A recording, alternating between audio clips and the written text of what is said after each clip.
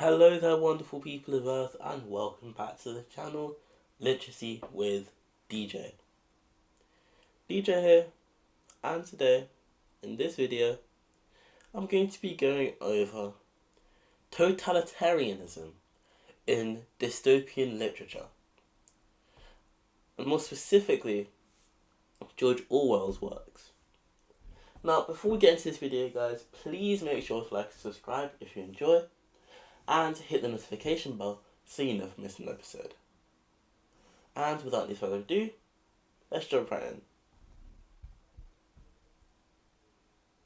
George Orwell wrote the book 1984 just after the end of World War II. In this gruesome war, many of the world's most terrifying totalitarian governments had just been defeated.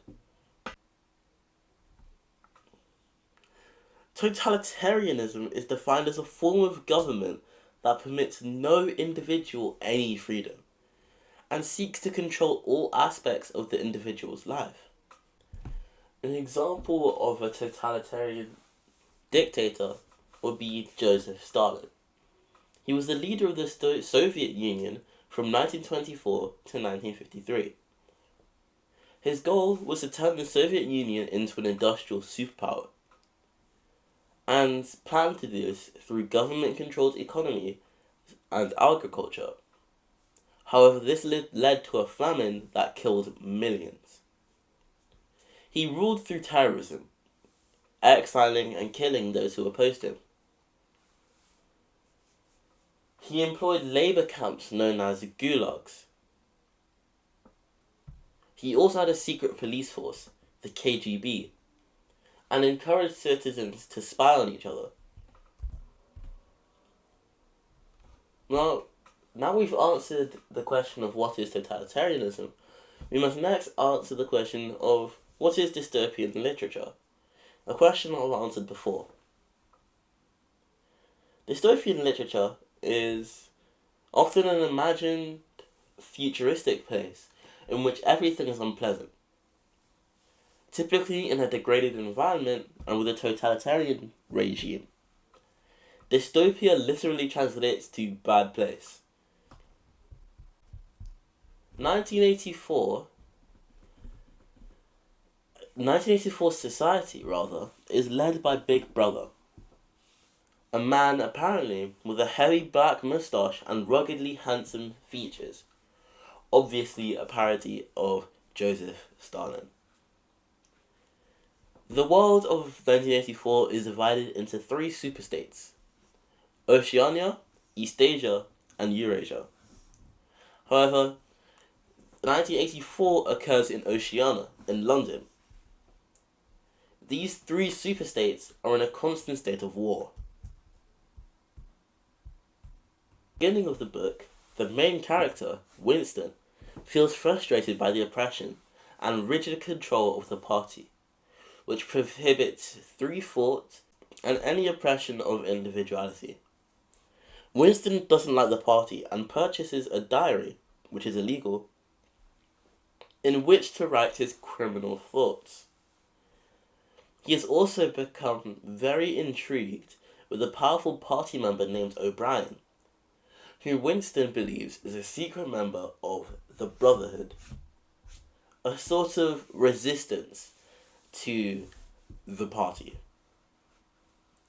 Winston works in the Ministry of Truth, where he alters the historical records to fit the need of the party. He notices a co-worker, a beautiful dark-haired girl, Julia, staring at him, and worries that she's an informant who will turn him in for his thought crime. One day, Winston receives a love note from Julia, and they begin to have an affair, always on the lookout for the party monitoring them. This relationship lasts for some time, and as they continue with their affair, Winston's hatred for the party grows more and more intense. At last, he receives the message that he's been waiting for. O'Brien wants to see him.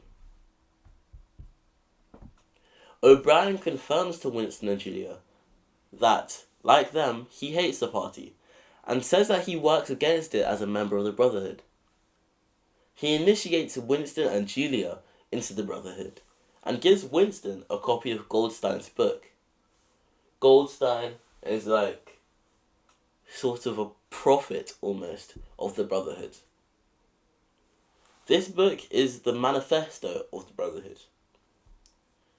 Winston reads the book to Julia in the room above a bookstore, when suddenly soldiers barge in and seize them.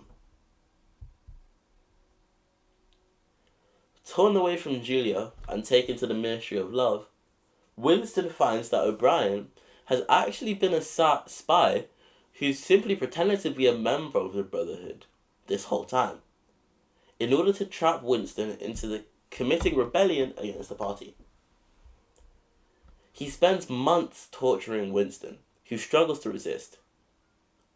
And at last, O'Brien sends him to the daunting Room 101, the final destination for anyone who rebels against the party. Here, O'Brien tells Winston that he'll be forced to face his worst fear. O'Brien now straps a cage full of rats onto Winston's head and prepares to allow the rats to eat his face. It's at this point Winston snaps, pleading with O'Brien to do it to Julia, not to him. O'Brien just wanted Winston to turn on Julia all this time.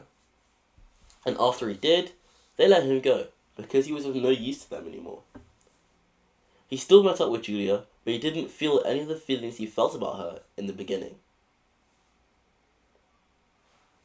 Now, in my opinion, 1984 is one of the best works of George Orwell, if not the best. The recurring theme of constantly being watched and being turned over for your crimes is very relevant in this story, and it's a great read. I hope you enjoyed, guys, and I hope you have a great rest of your day. This is DJ, signing out.